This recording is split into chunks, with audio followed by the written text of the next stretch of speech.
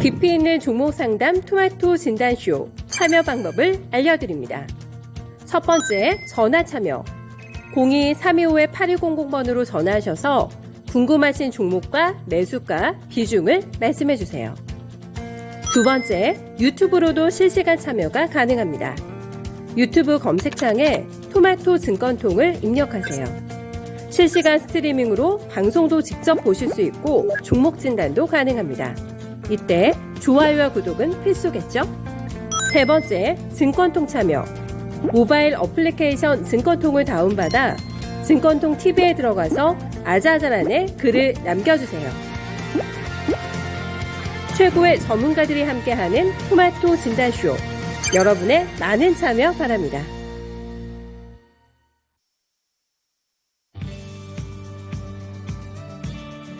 안녕하세요. 종목진단 맛집 진단쇼의 김민아입니다. 네, 오늘도 역시나 시장의 상황은 그렇게 좋지 않습니다. 개파락 출발한 이후에 오늘도 좀 지지부진한 흐름을 나타내고 있는데요.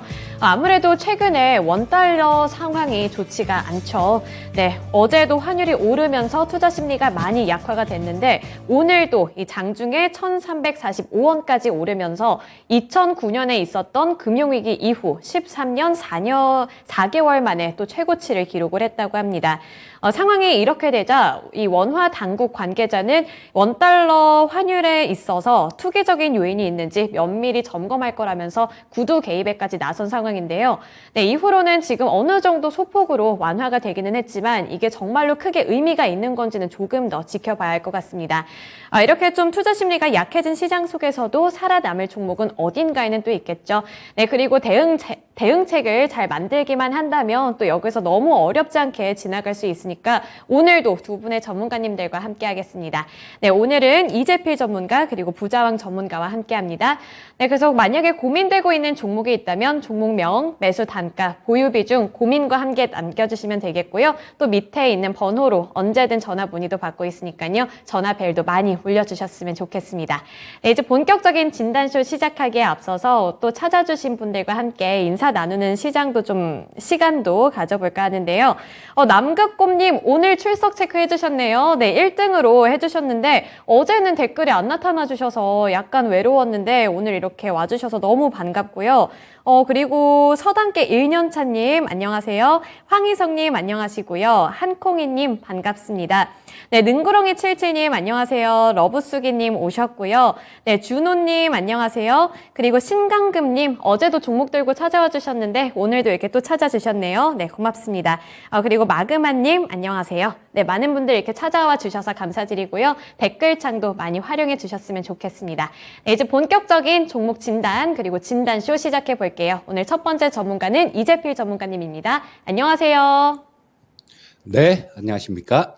네, 요즘 시장 분위기가 참 심상치가 않은데 이게 원달러 환율 때문에 그런 것 같아요. 어제도 그렇고 오늘도 그렇고 심지어 오늘은 이제 구두 개입까지 나선다고 해서 이게 좀 어느 정도 소폭으로 완화되긴 했지만 이게 진짜 유의미한 건지는 잘 모르겠거든요. 그래서 앞으로의 전망이 좀 중요할 것 같은데 전문가님은 어떻게 보시나요? 자, 이 원달러 환율에 대해서 좀 전망을 해달라는 말씀이신 것 같은데요. 참고로 이 원달러 환율이 외환시장, 환시가 주식시장보다 예측하기가 훨씬 더 어렵습니다. 뭐 어떤 분들 얘기하기는 뭐 2년 연속 맞춘 사람이 없다라고 얘기할 정도로 그 정도로 어려운 부분이 있는데요. 이왕 물어보셨으니까 제 생각을 좀 말씀드리도록 하겠습니다. 일단 원달러 환율에 대해서 예측을 하기 위해서는 주변 여건들 뭐 이런 부분들을 좀 잘 살펴봐야 되겠죠. 우리나라뿐만 아니라 뭐 전 세계적인 정세들도 살펴봐야 되는데요. 일단 달러의 당사국인 미국의 환경을 한번 보면 연준에서 지금 뭐 매파적인 그런 정책을 계속하고 있죠.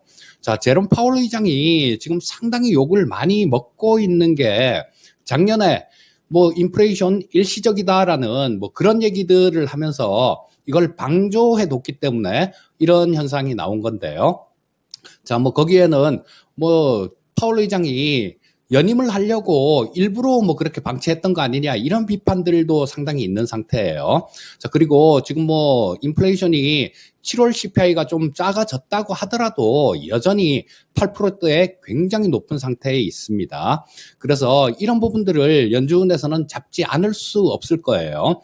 특히 파월 의장의 경우에는 이번에도 만약에 인플레이션을 못 잡고 뭐 좀 더 안 좋은 상황으로 몰려간다라면 이건 방조한 게 아니라 진짜로 모르는 무능한 사람 취급을 받을 거예요. 어떤 큰 책임을 지고 있는 분들 같은 경우는 때로는 어떤 뭐 그냥 방조하는 거 이런 부분보다 무능한 게 더 큰 죄가 될 수도 있습니다. 그래서 아마 이런 부분에 대해서는 계속 푸시를 할 걸로 생각이 되고 있고요.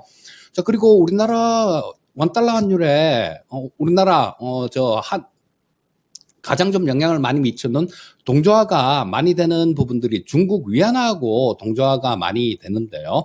미국 쪽은 금리를 인상을 하고 있죠. 근데 중국 쪽 같은 경우는 경기가 안 좋다 보니까 오히려 이 금리를 인하를 하고 있습니다. 그러다 보니까 자연스럽게 위안화는 약세로 갈 수 있는 뭐 그런 여건이 되죠. 자, 이것도 좀 하나의 이 원화 약세의 배경이다 이렇게 볼 수 있을 것 같고요. 또 지난주 말에 달러 인덱스가 급등하는 모습이 나왔죠. 뭐 108까지 올라가서 지금도 뭐 오늘 아침에 끝난 시장에서도 더 올랐는데요. 자, 이 부분은 유럽 쪽도 이 원인을 제공한 겁니다. 독일의 PPI, 그러니까 생산자 물가 지수가 37.2%가 나왔어요. 뭐 거의 뭐 상상을 못할 정도로 2차 세계대전이 끝나고도 독일이 30%대를 안 봤었습니다. 이런 부분들이 좀 충격으로 다가오고 있으니까 뭐 이 부분도 약세 요인이 될 거고, 또 유럽 쪽이 경기가 좋아질 것이냐 이런 부분들도 한번 곰곰이 생각을 해보면요. 지금 유럽이 그렇게 고생을 하고 있는 게 천연가스 가격이나 에너지 가격 때문에 물가도 그렇게 굉장히 급등하는 그런 상황에 처한 거죠. 근데 그 원흉은 우크라이나 전쟁입니다. 이 우크라이나 전쟁 관련해서도 일단 지금 뭐 내일이 우크라이나 독립기념일인데요. 8월 달에도 좀 여러 가지 일이 좀 있었습니다. 그 사티, 그러니까 크림반도에 있는 공군기 세워놓는 그 공항, 뭐 그쪽에 또 폭격이 있어서 전투기가 상당히 많이 러시아 전투기가 소실이 됐습니다. 그리고 또 그 옆에 임시 탄약고도 폭격을 받아서 파괴가 됐죠. 자, 이런 부분들 같은 경우는 좀 이 독립기념일을 뒤에서 조금 긴장이 커질 수 있는 그런 부분들로 볼 수 있을 거고요. 또 푸틴의 브레인이라고 부르는 사람이 있는데 그 사람 딸이 러시아 내에서 차량 폭파 사건으로 사망을 했습니다. 그래서 이런 부분들도 러시아 쪽에서는 야, 이거 우크라이나에서 뭐 우크라이나 지시야 뭐 이런 얘기들을 하고 있어요. 근데 뭐 진실은 알 수가 없겠지만 그게 맞든 아니든 간에 러시아는 이런 쪽으로 우크라이나의 지시다라고 그렇게 몰고 갈 겁니다. 그렇게 되면 지정학적 리스크도 만만치 않은 그런 부분들이 될 거고, 이거 역시 원화가 약세가 될 수 있는 그런 배경이 된다라고 볼 수 있어요. 자, 뭐 주변 여건들은 그렇다 치고 우리나라 내부 여건은 어떨까요? 자, 지금 그런 부분들도 있죠. 내일 모레 한은 금통위가 있는데요. 거기서 0.25%를 아마 인상을 할 것 같은데, 이런 부분들도 마찬가지. 미국은 뭐 다음번에 0.5나 0.75 정도를 올릴 테니까 또 여기서 금리 차이가 발생됩니다. 그렇게 되면 아무래도 우리나라 금리가 높은 것보다는 달러에 대한 수요가 많아질 겁니다. 그렇게 되면 이 부분 역시 워낙 약세 요인이 될 거고요. 우리나라가 지금 뭐 8월 20일까지 이달에도 120억 달러 정도 무역 적자가 발생됐는데요. 이 부분 역시도 마찬가지로 원화에 좀 이 안 좋은 원달러 환율이 올라갈 수 있는 그런 여건을 제시하는 부분이다라고 말씀드릴 수 있을 것 같고요. 자, 그렇다면 이런 부분들이 대외 여건이나 이런 부분들은 전부 다 좀 안 좋은 그런 모습이다라고 보시면 될 거고요. 다만 원달러 환율 차트를 한번 보면서 말씀을 드리면요. 자, 이게 원달러 환율 월봉입니다. 자, 여기서 보시다시피 이 좀 이렇게 급등을 했던 시절이 2번 정도 있었죠. 자, 이때는 IMF 때입니다. IMF 때인데 뭐 이때는 원달러 환율이 1,800원까지 갔었어요. 그리고 이때는 서프라임 모기지론 사태 때입니다. 자, 이때 처음에는 우리나라가 완전히 망해버린 그런 때였었고요. 그 이전에는 이런 일이 없었는데, 왜냐하면 그때는 우리나라가 고정환율제였기 때문에 그런 일이 없었습니다. 자, 역사상 딱 두 번 있었어요. IMF 때하고 미국의 서프라임 모기지론 사태 때. 그런데 이런 부분들이 지금 재현될 것이냐, 뭐 그 부분을 한번 생각을 해봐야 될 겁니다. 자, 물론 우크라이나 전쟁이 오래 끌고 미국의 인플레이션이 잡히지 않았을 경우, 연준이 더 매파적으로 나올 경우에는 이런 일도 전혀 배제할 수는 없습니다. 하지만 이런 부분들은 시간이 어느 정도 좀 그런 위기로 간다고 하더라도 시간이 어느 정도 좀 걸릴 거예요. 그리고 뭐 앵커님 말씀해 주셨듯이 오늘 같은 경우는 당국에서도 이 위험을 인지를 하고 구두로나마 개입을 하고 있습니다. 자, 그렇다면 일단 환율 상승 요인이 많기 때문에 일단 이게 원달러 환율이 그렇게 쉽게 떨어지진 않을 거예요. 자, 일봉을 보면서 다시 한번 말씀드리면, 자, 여기 전에 2020년도에 코로나 팬데믹 때요. 이때 있었던 자리는 벌써 뚫어버렸습니다. 그리고 뚫고 난 다음에 한번 지지받고 다시 올라가는 모습이 나오고 있기 때문에 이런 부분들 차트상으로 봐서도 이게 1,300원 아래로 쉽게 떨어진다라고 볼 수는 없습니다. 자, 결론을 말씀드리면 일단 아주 큰 위기, 그런 위기는 온다고 하더라도 아직 시간이 상당 부분 좀 많이 남았으니까 당장 그렇게 뚫고 간다라고 볼 수는 없습니다. 하지만 지금 현재 상태가 아까 말씀드렸듯이 주변 여건들이 그렇게 만만치가 않은 상태이기 때문에 이렇게 또 떨어진다라고도 볼 수 없어요. 그래서 지금 원달러 환율은 계속 좀 상승 압력을 좀 받으면서 왔다 갔다 하다가 조금씩 올라가는, 그렇지만 1,400원 이상 가기는 약간 힘든 그런 모습이 아닐까 싶은 생각이 듭니다. 네, 원달러 환율에 대한 전망을 참 가늠하기 너무 어려운 것 같은 게, 요즘 안 그래도 이게 되게 어려운 전망인데 요즘에는 또 시장이 너무 흔들흔들거리고 불안한 분위기다 보니까 이게 조금 더 어려워진 거 아닌가 싶어요. 일단 미국에서 9월 FOMC 때 또 다시 한번 좀 큰 폭으로 금리 인상이 될 수 있다, 이런 전망 때문에 지금 환율이 또 이렇게 좀 변동성이 생기는 거 아닌가, 이런 생각도 들거든요. 그래서 일단은 9월 FOMC가 어떻게 나오는지 이 결론을 좀 잘 살펴봐야 될 것 같습니다. 더 이상 투자 심리가 약화되지 않았으면 좋겠는데, 이게 또 환율이 어떤 영향을 미치게 될지 계속해서 흐름을 좀 체크해 보시면 좋을 것 같아요. 그리고 댓글 보니까 황희성님, 오늘은 좀 귀요미 컨셉이라고요. 네, 어제 제가 고모다 이모다 하도 많은 이야기를 들어서 오늘은 이제 작정하고 리본까지 달고 나왔습니다. 네, 오늘은 또 어떤 컨셉인지 많은 분들 좀 생각해 주셨으면 좋겠고요. 이제 다음으로 종목 진단 바로 넘어가 보도록 할게요. 오늘 첫 번째 종목은 능구렁이 77님이 보내주신 종목이고요. LX 세미콘 평 단가가 99,500원이네요. 그리고 보유 비중이 12% 들고 계신다고 하는데, 그래도 진입 구간이 다행인 거는 고점이나 그런 수준은 아닌 것 같아서 그나마 다행이기는 한데, 우리 능구렁이 77님은 LX 인터내셔널에서 수익을 보고 같은 그룹으로 갈아탔는데, 연말이나 또는 내년 상반기까지 전망이 어때 보이는지 알려달라고 이렇게 요청을 주셨네요. 근데 이제 이 LX 인터내셔널 같은 경우에는 천연가스로 엮이면서 좀 잘 갔던 것 같은데, 오히려 이 LX 세미콘은 반도체로 엮이면서 좀 흐름이 약간 지지부진한 느낌이 없지 않아 있거든요. 이거 어떻게 하는 게 좋을까요? 예, 이 LX 세미콘은 우리나라의 대표적인 팹립스 업체다. 이렇게 보시면 될 겁니다.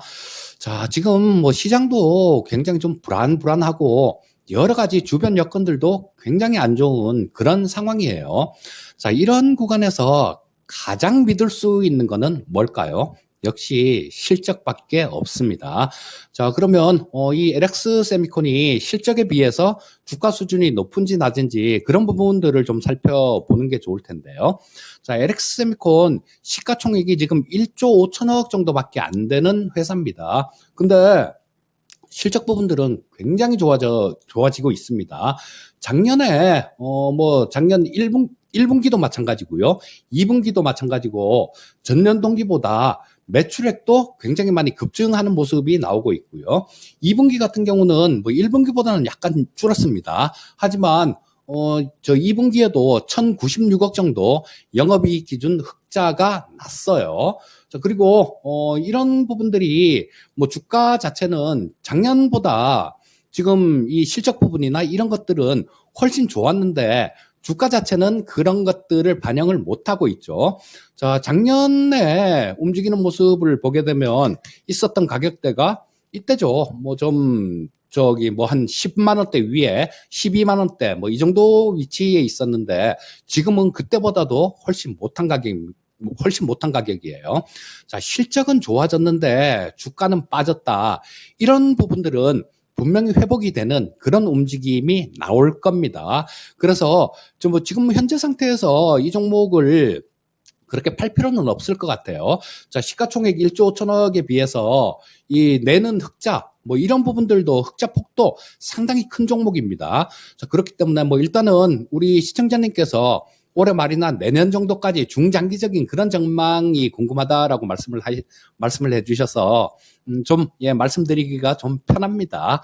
이게 뭐 단기간으로 보고 그러실 경우에는 시장 따라 출렁출렁하기 때문에 좀 여러모로 신경을 써서 봐야 되는데요. 긴 관점으로 보실 때는 그냥 실적 하나 이 부분 보시고 실적이 증가하는지 감소하는지 이런 부분들 보시고 그 실적이 저 주가에 비해서 비싼지 싼지 이런 부분들만 체크를 해보면 되는 거죠.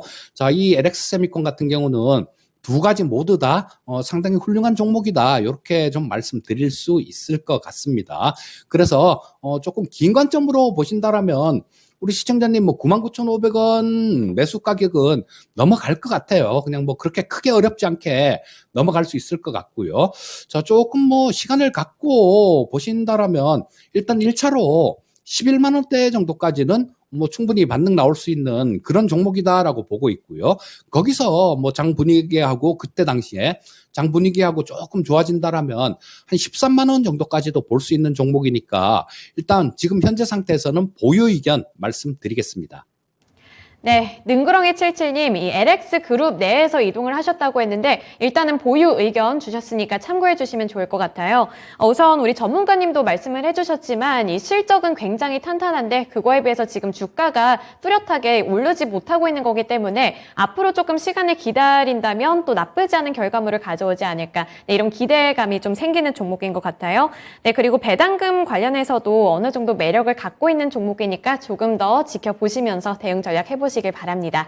네, 이렇게 반도체 관련해서 LX 세미콘 진단해 드렸고요. 이제 두 번째 종목은 우리 시청자님과 통화 연결해서 들어보도록 하겠습니다. 네, 시청자님 연결해 볼게요. 안녕하세요. 네, 안녕하세요. 네, 오늘 어떤 종목 들고 오셨어요? 저기, 네. 동일제약이요.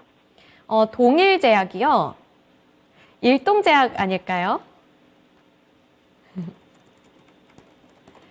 일동제약 맞으시죠? 아, 일동제약이요, 일동제약. 네, 순간 당황을 해가지고. 네, 일동제약. 죄송해요.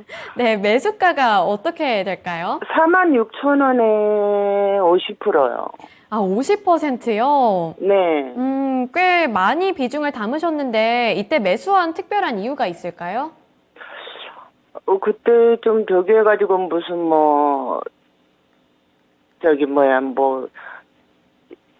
개발 중인 약품이 그게 저기 된다 그래서 했었는데 그게 연기됐다 그래가지고 그때 확 떨어졌어요. 네네. 그래가지고 지금 계속 떨어지고 있네요.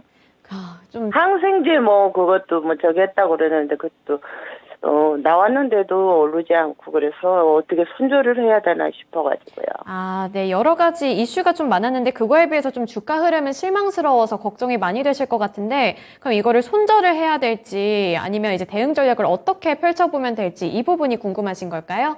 네네. 네, 알겠습니다. 우리 전문가님께 한번 물어볼게요. 전문가님, 이 일동제약이 사실 이슈는 되게 많았었고, 뭐 가장 최근에 나온 이슈만 보더라도 뭐 이번에 표적항암 후보물질이 FDA 쪽에서 어떻게 좀 인정을 받았다 이런 이슈도 있기는 한데, 그거에 비해서는 주가가 좀 힘을 못 내고 있어요. 그래서 이거 지금 그냥 손실이 좀 많이 났고, 우리 시청자님 보유 비중도 그렇게 적은 편이 아니라서 이거 그냥 여기서 탈출을 해야 되는 건지, 아니면 어떻게 좀 손실을 메꿔볼 수 있을지 궁금하신 것 같은데 어떻게 보시나요? 네, 지금 그 항암제 관련해 갖고 표적항암제 관련해서 뭐 이런 부분들은 품목 허가가 아니라 거기서 실험하는 거 뭐 그런 부분들을 승인을 받은 거니까 그 부분 같은 경우는 주가 자체에 그렇게 단기적인 영향은 줄 수 있어도 굉장히 큰 영향은 줄 수 없는 그런 부분들이죠. 그리고 또 코로나 치료제 관련되는 그런 부분들도 좀 있었는데, 자, 이 부분들도 뭐 그렇게 썩 뭐 좀 좋은 그런 얘기가 나오고 있지는 않습니다. 자, 그래서 뭐 이 일동제약 같은 경우는 지금 조금 답답한 그런 모습이실 것 같아요. 자, 우리 시청자님 비중이 50% 정도나 되기 때문에 좀 더 답답한 그런 생각이 드실 것 같은데, 일단 그런 부분들을 한번 생각을 해보시면 좋을 것 같아요. 표적항암제 뭐 개발하는 회사가 굉장히 많습니다. 전 세계적으로 전 세계적으로 표적항암제는 2세대 항암제인데요. 3세대 항암제도 지금 면역항암제죠. 이런 부분들도 개발하는 회사가 770개 회사나 됩니다. 그렇기 때문에 그 중에서 성공을 하는 회사는 극소수예요. 그래서 뭐 이런 부분들은 그 내용에 대해 갖고 잘 아시는 분들, 그런 분들이나 좀 이렇게 공격적으로 투자를 하는 거지. 자, 그런 부분들을 50%나 이렇게 실으신 거는 이게 가장 좀 안타까운 부분입니다. 그리고, 이 일동제약이 전에 여기서 작년부터 시작해서 한번 큰 시세를 한번 줬었죠. 16,000원, 그러니까 작년 11월 달에 16,000원대에 있었는데 거의 8만 원 근처까지 올라왔습니다. 한번 이렇게 대시세를 준 종목들, 큰 시세를 준 종목들 같은 경우는 굉장히 오랜 기간 동안 고생을 시키는 경우가 상당히 많습니다. 그래서 79,000원대 거의 8만 원에서 밀려갖고 뭐 3만 원대까지, 3만 원 아래까지 빠졌는데도 그 다음 나오는 반등은 6만 원대 정도까지 밖에 반등이 안 나왔죠. 자, 그러면서 점점 이 상승, 그러니까 탄력이 줄어드는 그런 모습이 나오지 않을까 싶은 생각이 들어요. 물론 제가 이 일동제약이라는 종목을 계속해서 보고 있는 종목도 아니고 그렇게 관심 있는 종목도 아니기 때문에 그 외 다른 뭐 어떤 부분들이 숨겨져 있는지는 모르겠지만 뭐 그런 부분들이 숨겨져 있는 부분들이 있었다라면 주가 흐름이 이런 모습은 아닐 것 같습니다. 자, 그래서 지금 뭐 현재 상태는 비중도 너무 높으시고 손실도 너무 좀 크신데요. 자, 지금 뭐 어쩔 수 없는 그런 상황인 것 같습니다. 현재 상태에서는 뭐 9월 달에 보게 되면 유럽 암학회 이런 부분들도 있으니까 뭐 제약바이오 쪽 이런 쪽으로 전체적으로 모멘텀이 한번 생기기를 바라보고 뭐 기다려보는 수밖에 없을 것 같아요. 자, 다만 반등 나오는 구간들이 나온다라면 지금 우리 시청자님 매수하신 가격대, 그 가격대까지는 좀 힘들지 않나 싶은 생각이 들고요.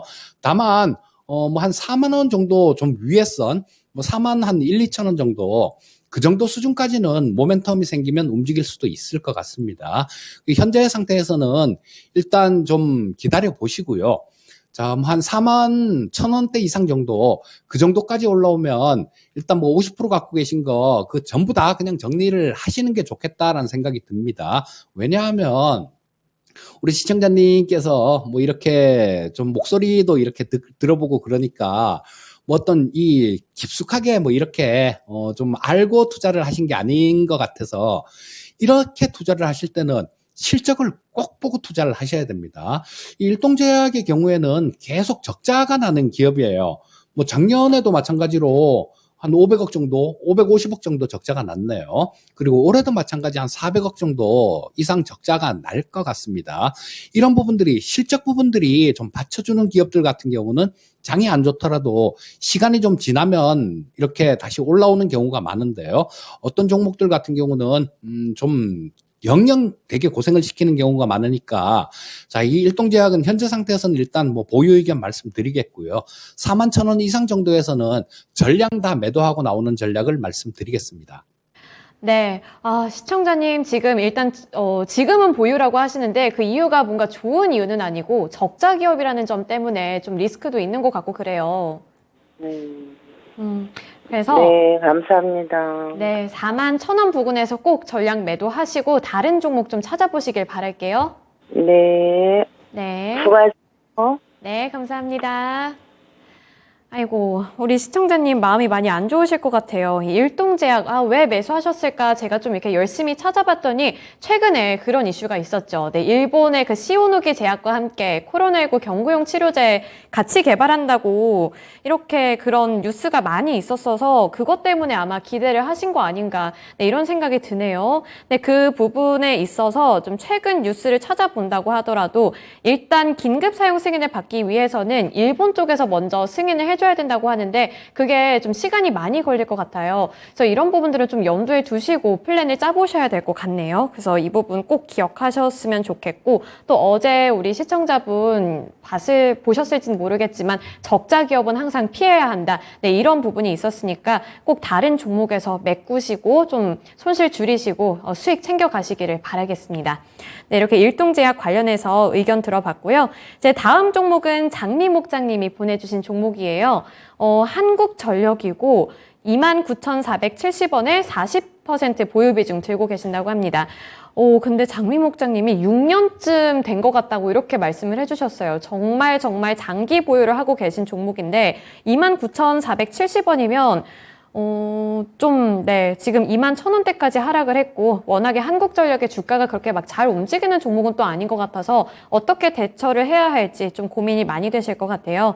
네, 전문가님 한국전력 어떻게 보시나요? 자, 뭐 이 한국전력은 대표적인 정책의 피해주였다라고 보시면 될 것 같고요. 자, 지금 뭐 이런 것들이 굉장히 문제죠. 자, 뭐 상장을 시켰으면 분명히 주주들 입장이라는 게 있는 건데 정부에서 마음대로 야, 전기요금 동결시켜.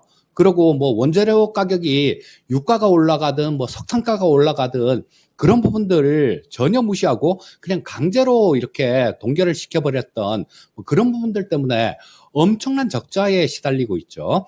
자, 하지만 뭐 지금 이제부터는 조금 달라지지 않을까 싶은 생각이 듭니다. 자, 뭐 지금 뭐 그 적자 규모야 말로 표현할 수 없을 정도로 굉장히 큰 상황인데요. 자, 이런 부분들이 지금 이제는 전기요금을 약간씩이라도 이렇게 올려주는 그런 분위기로 가고 있습니다. 그래서 지금 현재 상태가 이 주가 측면에서는 최악의 상황이 아닐까 싶은 생각이 들어요. 제가 이렇게 가만히 생각을 해보면 지금 현재보다 이 한전이 더 나빠지기도 힘들 것 같습니다. 그렇다면 더 나빠지기 힘들다라면 향후에는 조금씩 이렇게 나아지는 좋아지는 그런 움직임이 나올 가능성이 많아요. 또 이 한국전력 같은 경우는 뭐 지금 상장 폐지가 되게 되면 전부 다 정부 책임이죠, 완전히. 그래서 뭐 그렇게 될 수 있도록 그만큼 가지도 않을 겁니다. 그래서 뭐 지금 현재 상태에서는 시청자님 말씀해 주신 대로 굉장히 좀 오래 들고 계신 것 같은데요. 최소한 뭐, 2020년에 매수를 하지 않으셨으면 한 4년 이상 정도는 되신 것 같습니다.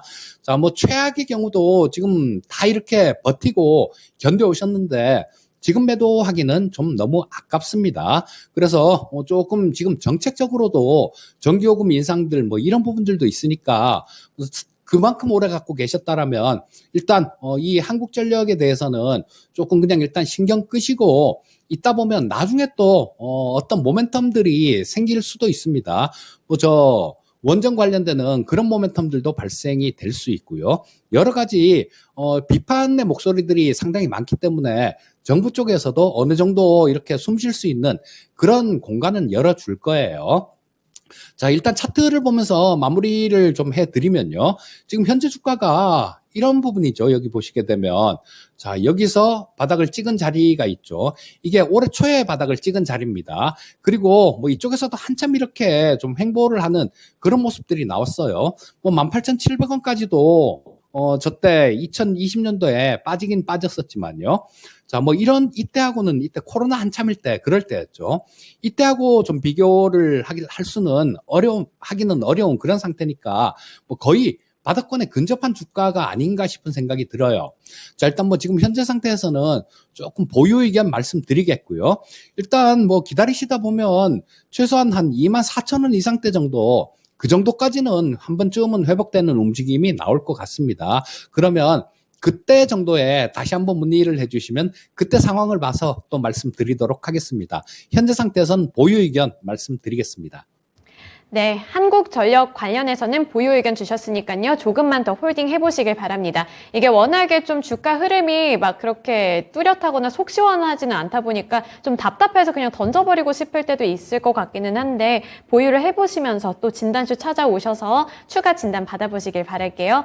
네, 오늘 이재필 전문가님과는 여기까지 진단해 보겠습니다. 전문가님 오늘 말씀 고맙습니다. 감사합니다. 네, 이렇게 이재필 전문가님과 함께 또 여러 가지 종목들, 종목 진단해 봤습니다. 오늘은 또 LX세미콘 반도체에서 하나 나왔고요. 제약, 일동제약, 그리고 한국전력 이렇게 세 가지 종목들 진단을 해봤는데요. 이게 다 각기 다른 섹터에서 올라왔는데 대응하기가 어려운 건 또 마찬가지인 것 같아요. 그래서 시장 상황이 나아졌을 때 함께 올라갈 만한 종목들은 뭐가 있을까 했을 때 오늘 좀 키워드로 꼽아볼 수 있는 게 실적이 뒷받침이 되는 그런 종목이 아닐까, 네, 이런 생각이 드니까요. 꼭 그런 부분들 잘 참고를 해주셨으면 좋겠네요. 이제 두 번째 전문가님 만나볼 텐데, 그 전에 이제 시장 상황 잠깐만 한번 보고 갈게요. 네, 아직도 하락세를 나타내고 있네요. 네, 그래서 기대를 한 저의 기대 심리가 무색해질 정도로 약간 민망할 정도로 하락을 하고 있는데, 이제 오후장에는 조금은 회복을 해줬으면 좋겠다는 생각이 드네요. 네, 그러면 이제 두 번째 전문가님 만나보도록 하겠습니다. 부자왕 전문가님입니다. 안녕하세요. 네, 반갑습니다. 부자왕입니다. 네, 반갑습니다. 오늘 이제 첫 번째 종목은 우리 조현영 님이 보내주신 종목이고요. 셀바스 AI, 평 단가는 6,720원에 보유 비중 35% 들고 계신다고 하네요. 그래서 이 셀바스 AI가 흑자 회사라고 알고 있어서 전망을 좀 알려주셨으면 좋겠다고 이렇게 말씀을 해주셨어요. 셀바스 AI 사실 진입 구간 자체는 또 나쁘지 않은 것 같고, 최근에 이슈 체킹만 좀 해보더라도 투자를 받는다는 소식도 있고 나쁘지 않은 것 같아서 전망은 괜찮을 것 같은데, 우리 전문가님은 어떻게 보시나요? 네, 셀바스 AI가 위직 스튜디오에서 20억 정도 유상증자로 지금 3자 배정을 하는 모양인데요. 그 정도로 이제 기술력을 인정받고 있다고 보시면 될 것 같아요. 6,720원의 비중이 35%를 했으니까 비중은 그렇게 많다고는 할 수 없습니다만, 동사는 이제 전환 사채를 많이 발행했죠. 예, 전환 사채를 많이 발행하고 재무적인 것보다는 아무래도 기술력, 성장성, 이런 부분에서 평가를 받아야 될 것 같고, 2021년도 실적은 한 3년 동안 놓고 봤을 때는 가장 좋았어요. 그동안에는 좀 부진했었는데, 매출액이 486억 달성하고 56억의 영업이익을 냈고, 당기순이익도 48억이었고, 금년에 1분기, 2분기 실적은 무난할 것 같습니다. 그리고 부채비율이 한 70%밖에 안 되니까, 그동안에 자본금 110억 정도로 늘려놓고, 크게 자본금 증액 상태가 없었기 때문에, 재정 상태로 봤을 때는 나쁘지는 않다고 봅니다. 그래서, 동사는 아무래도 이제,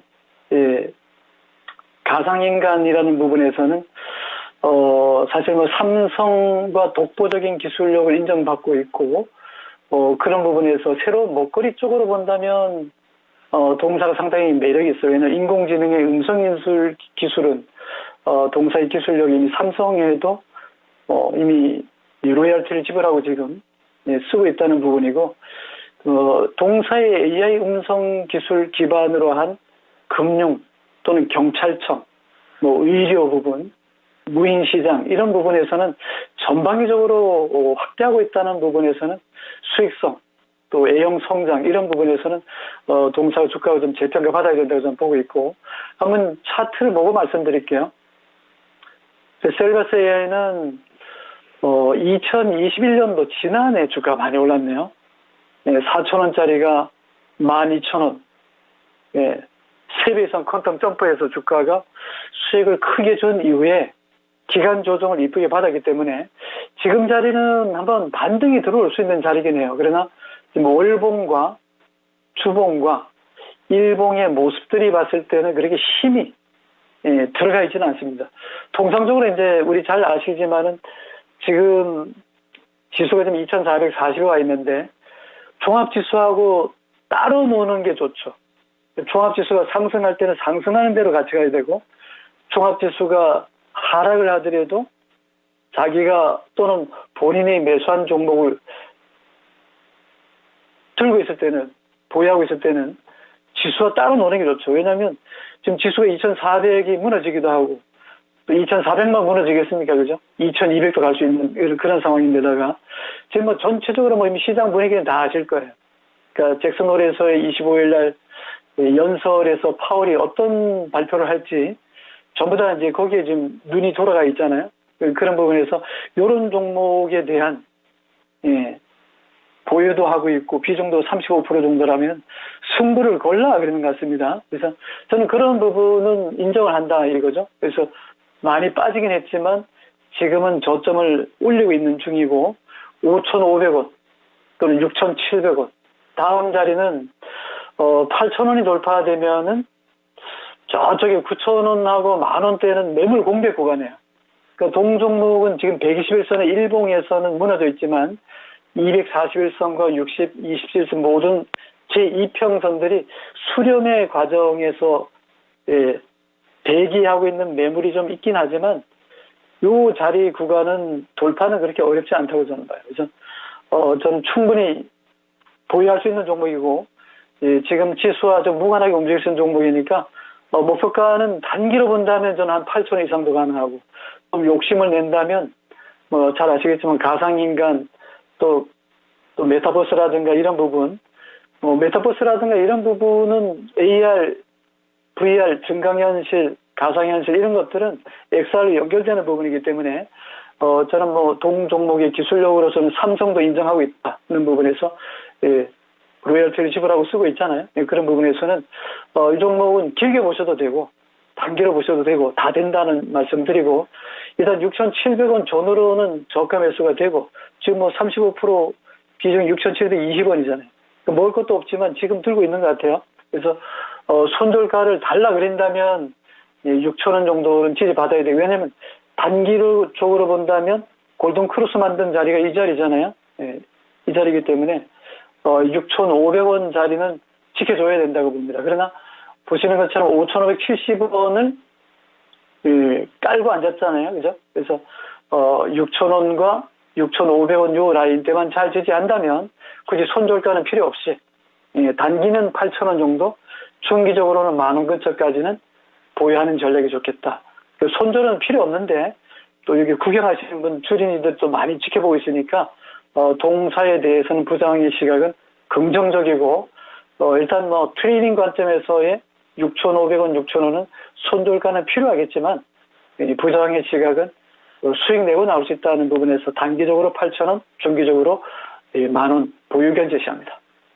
네, 셀바스 AI 그래도 흑자 기업이라는 점이 상당히 큰 메리트를 갖고 있는 것 같고요. 지금은 시장 상황이 워낙에 녹록지가 않잖아요. 지금 뭐 앞서 살펴봤던 이 환율 같은 경우에도 지금 너무나도 어려운 상황이고 지금 금리 인상이다 뭐다 해서 이런 성장주를 향한 투자 심리 자체가 좀 약화가 되고 있는 분위기이기 때문에 이 셀바스 AI도 그런 거에 좀 영향을 받지 않을까 싶어요. 네, 이제 기업 내적으로 좀 봤을 때 그래도 흑자라는 키워드가 있으니까 조금 더 들고 가보시면서 설정해주신 목표가까지 잘 노려보셨으면 좋겠습니다. 네, 여기서 꼭 수익 챙겨가시고 수익 내신다면 댓글에 와서도 좀 자랑해주셨으면 좋겠네요. 네, 이렇게 셀바스 AI 관련한 투자 의견 드렸습니다. 네, 이제 두 번째 종목으로 넘어가 볼까 하는데요. 이번에 두 번째 종목은 시청자님과 전화통화 연결해 볼게요. 네, 안녕하세요. 네, 안녕하세요. 네, 오늘 어떤 종목일까요? TK 케미칼이요. TK 케미칼이요? 네. 네, 그러면 보유 비중이랑 매수 단가도 알려주세요. 네. 4,500원에 30%요. 4,500원에 30%요? 네. 제일 고민되는 부분이 어떤 부분이에요? 이거 한 3, 4개월 된 것 같은데요. 3, 4년이요? 네. 앞으로 뭐 어디까지 갈 건지 뭐 한 1차, 2차 손절 그거 좀 알려주세요. 1차, 2차 손절가요. 네. 네, 알겠습니다. 우리 전문가님께 이거 손절가랑 목표가 제시해달라고 부탁드릴게요. 네네. 네, 전문가님, 이 TK 케미칼 저는 최근에 진입하신 줄 알았는데 3년, 4년을 보유하고 계셨다고 하시네요.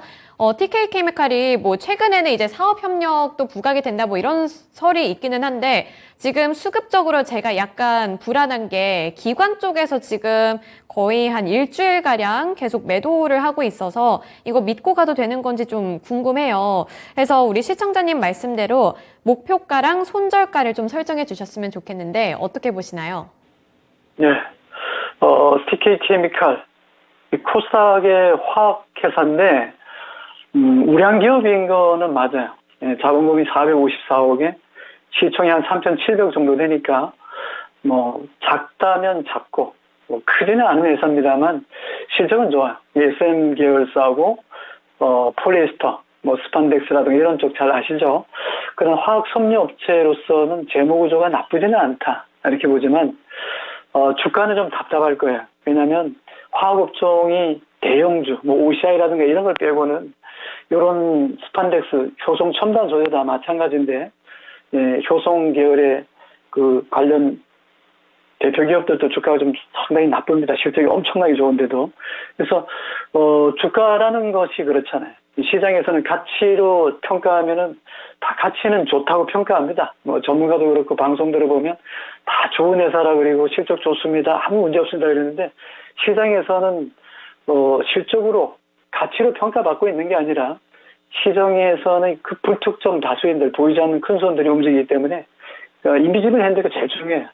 동사는 개인만 좋아하지 또 가치 좋아하는 사람 매일 가치 좋아합니다. 무슨 가치가 BPS 얼마고 EPS가 얼마고 해서 퍼가 났습니다. BPS, PBR이 났습니다. 얘기하는데 PBR, PER로 주가가 하면 참 좋죠. 고민할 필요가 없잖아요. 근데 미안하게도 PER로 가는 것도 아니고 지금 주가가 뭐 2400 지수가 지금 2443인데 동종목은 좋다는 얘기는 작년부터 했어요.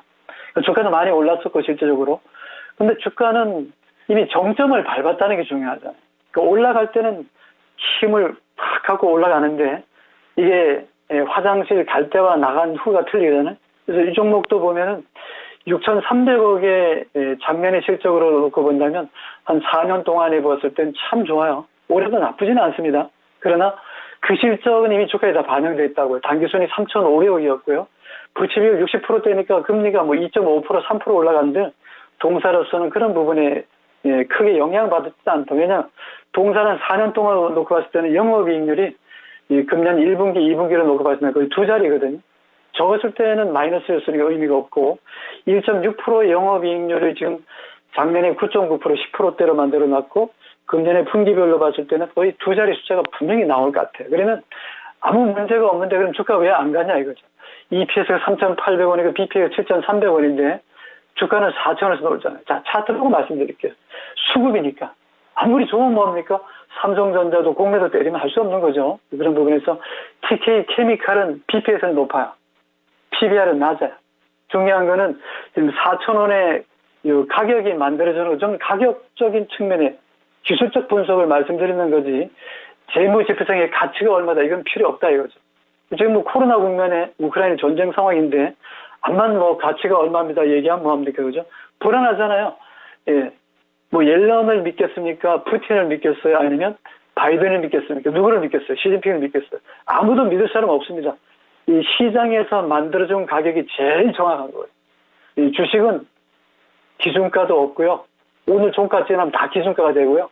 예, 종가가 기준가가 되기 때문에 정가, 예, 뭐 땅처럼 뭐 공시지가도 없고, 예, 적정가는 전문가의 눈높이에 따라 틀리는 거고, 적정가가 어디 있어요? 예, 자기 눈의 안경이죠. 일단 TK 케미칼에 대해서는 기술적 분석으로서는 지금은 매도 자리인데 가치적으로 봤을 때는 가치적인 재무제표니까 뭐 공시 자료 있잖아요, 그죠?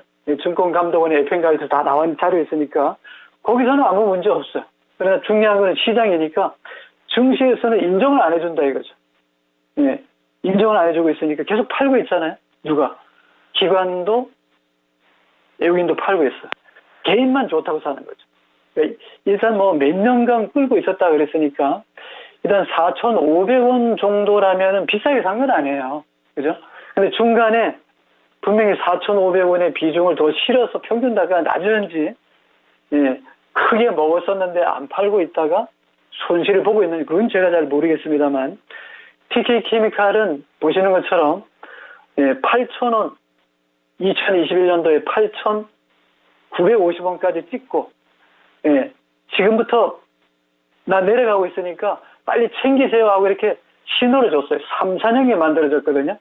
예, 잘 아시겠지만 3, 4년으로 본다면 이 주가는 한 번, 두 번, 세 번 정도의 매도 사인을 주고 빠진 거지 그냥 빠져내려가는 법은 없어요. 그래서 8,900원 찍고 7,000원 무너졌으니까 여기서 지지 못하고 내려갔단 말이죠. 그러니까 여기서 팔아줬어야죠. 7,000원에, 그죠? 예, 그러니까 이것은 기술적 분석으로 본다면 매도 사인을 두 번, 세 번, 네 번 줬고, 금년에도 너무 저평가됐다 해가지고 올라갔는데 6,000원 근방에서는 또 두들겨 맞고 내려왔으니까 그때 팔았어도 되는데, 예, 놓쳤다는 게 좀 아쉽고요. 지금은 기술적으로 본다면 무너지지 말아야 자리인데 이 4,000원 라인이 무너지면 상당히 좀 고민이 되는 자리거든요. 그래서 지난번에도 한번 살짝 3,905원 찍고 또 3,830원을 찍었으니까요. 거기서 3,800원 라인을 지지대로 저는 일단 말씀드리고요. 그 자리가 무너지지 않으면 보유하는 것도 나쁘지는 않은데, 왜냐하면 4,500원이 아니라 5,000원, 6,000원 갔던 종목이고, 아까 말씀 잠깐 들어봤지만 몇 년 들고 있었다고 그랬잖아요. 이분은 단타하시는 분은 아닌 것 같아요. 성격상 중장기 투자 성격이고 좋은 종목 가지고 승부를 거는 그런 성향이기 때문에 이 종목은, 네, 지금 뭐 빠진다 그래서 손절하고 빠져나온다고 해도 빠져나올 것 같지도 않아요. 그래서 저는 이분한테 좀 희망을 좀 드리겠습니다. 일단 4,000원대에서는 월봉에서 보니까요, 윗꼬리도 달리지만 아랫꼬리도 달려요. 3,900원, 3,830원, 예, 지금 3,585원 자리니까 한번 믿어보겠습니다. 이 종목은 아래쪽에 무너지더라도 월봉에 주황색 60선이 60월봉이니까요. 시시하게 일봉, 주봉과 틀리거든요. 그래서 이 종목은 월봉으로 보면은 매도 사인이 맞고요. 이 손절매 기회를 놓쳤다고 저는 말씀드렸고, 3,800원 라인을 손절가로 제시해드리면서 잘 보시다가 지지해주면 굳이 손절할 필요는 없어요. 거기서 반등이 세게 들어올 수 있고, 월봉에서 아래꼬리가 길게 달리면서 온다면 좀 힘을 내서 저는 충분히 5,000원의 값어치가 있다고 저는 보는 종목이고, 손절하지 않고도 나올 수 있는 종목이니까, 예, 뭐 3년씩 들고 있다 그랬잖아요. 그죠? 그래서 힘을 좀 내시고, 지금부터 지금 3분기가 진행 중인데 3분기 실적이 발표된다면 10월이나 그죠? 11월 정도 되면 이제 3분기 실적이 나와요. 지금까지 실적으로 봤을 때는 고민할 필요가 없는 종목이, 단지 시장에서 동사에 대한 가치를 인정해 주지 않고 공매도하고 있다는 거, 단지 SM이라는 계열로 본다면 든든한 재무적 상황으로 봤을 때는 문제가 없고, 단지 주가가 좀 고생스럽다는 부분이잖아요. 이 종목 또는 관심 있는 분들은 이런 종목보다는 지금은 종합지수보다 강한 종목에 좀 집중할 게 좋고, 대표적으로 뭐 소개해드린다면 삼천리를 보시면 돼요. 지수하고 전혀 관계없습니다. 1년, 2년 동안 신나게 올라가고 있으니까. 삼천리가 가스 관련이잖아요. 그죠? 예. 안전한 주식이죠. 지수 시황에 뭐 시클리컬 이거 따지고 뭐 이런 것과 연관도 없고, 경기 방어주 성격도 아니고 가스에도 관련되어 있고, 그러니까 그런 종목이 대세거든요. 그러니까 이 종목은 거기에서는 조금 떨어져 있는 주도주도 아니고 좀 애매한 종목이다. 그래서 기술적으로는 3,800원 손절가 제시해드리고, 반등이 들어온다면 5,000원, 그 이상에서 한번 수익을 좀 내주고 나오는 전략이고, 지금은 손절 기회를 놓쳤다. 보유 의견 제시합니다. 네, 시청자님, 우리 전문가님이 이렇게 힘내라고 응원까지 해주셨어요. 좀 힘을 내셨으면 좋겠어요. 저기 말이죠. 네. 보유기한은 3, 4년이 아니고 3, 4개월. 어쩐지 뭔가 3, 4년이라고 했는데 그 가격까지 가지를 않았더라고요. 그래서 일단은 그래도 보유해보라는 의견 주셨으니까 조금 더 들고 계셔보시길 바랄게요. 네. 네, TK 케미칼 관련해서 이렇게 의견을 주셨는데 손절가가 중요할 것 같습니다. 네, 손절가까지 만약에 왔을 때 어떻게 해야 될지 이렇게 좀 세부적이게 짚어주셨으니까요. 그 부분 잘 참고해 보시면서 믿고 일단은 중장기적인 전략을 짜보자 이런 말씀 주셨다는 거 꼭 참고해 주셨으면 좋겠어요. 네, 그리고 이제 오늘의 마지막 종목이 되지 않을까 이런 생각이 드는데요. 오늘 이제 토마토 조아님이 보내주신 종목이고요. SM 73,300원에 20% 보유 비중 들고 계십니다. 이게 평단가 주변에서 오르락 내리락 해서 종목 교체를 해야 하는지 고민이 된다고 하시네요. 그래서 향후 전망 좀 부탁드립니다. 이렇게 보내주셨는데 전문가님 이게 SM이 사실 요즘 엔터주들 사이에서 가장 좀 지지부진한 흐름을 나타내고 있는 종목이기도 하고 뭐 최근에는 이번에 뭐 이수만 총괄 프로듀서 관련해서 약간의 잡음도 들리는 것 같거든요. 그래서 차라리 엔터주 쪽에 관심이 있으시다면 다른 종목으로 교체해보는 거 괜찮을지 어떻게 보시나요? 네, SM 조금 좀 고민이 좀 될 것 같습니다. 73,300원에 샀다 그랬고요. 사실 이제 오너 문제만 없으면 한번 또 리오프닝 얘기해서 조금 좀 기대할 만한 종목인데 엔터테인먼트 관련해서는 SM도 그렇고 YG 엔터도 그렇고 그죠? 네, 지금은 좀 매력 있는 거잖아요. 하이브도 그렇고. 근데 이 이수만 회장이 옛날에 한 몇 년 전부터 더 이상의 이제 능력 확대가 좀 어렵다고 보고 탁월한 능력을 가진 사람한테 이 회사를 맡기겠다는 의견을 발표했기 때문에 그때부터 이제 계속적으로 회사를 매각한다는 얘기가 있었죠. 근데 이번에 또 조금 좀 시끄러운 얘기가 좀 나왔죠, 그죠? 그래서 일단 모르겠습니다. 뭐 소송 얘기가 좀 나온 것 같은데 이 온라인 파트너스 자산 운영이 지배구조 개선을 하면 뭔가 좀 소송을 좀 준비하고 있다. 이런 부분이 일단 악재잖아요. 근데 지금 이분이 73,300원에 이미 비중이 좀 들어가 있는 상태고, 차트로 봤을 때는 일봉이나 주봉이나 월봉으로 봐서는 이건 매도입니다. 기술적으로는 매도예요. 펀더멘탈상으로 봤을 때는, 아무래도 이제, 공연이라든가, 그죠? 콘서트라든가 이런 것들이, 여기 아티스트가 상당히 많기 때문에 좀 부진했던 실적이라면 2020년까지 좀 부진했고 작년에 1,330억의 당기순이익과 영업이익이 3년 동안 봤을 때는 제일 좀 양호하게 나왔단 말이죠.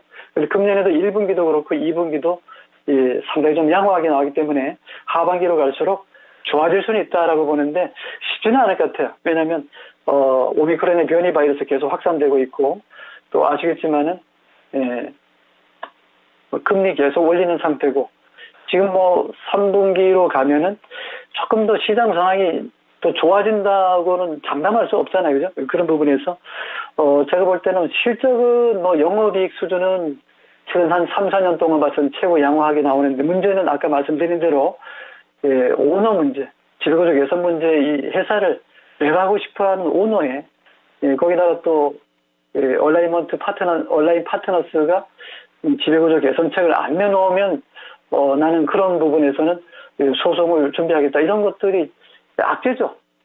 자, 일단 저는 이렇게 말씀드릴게요.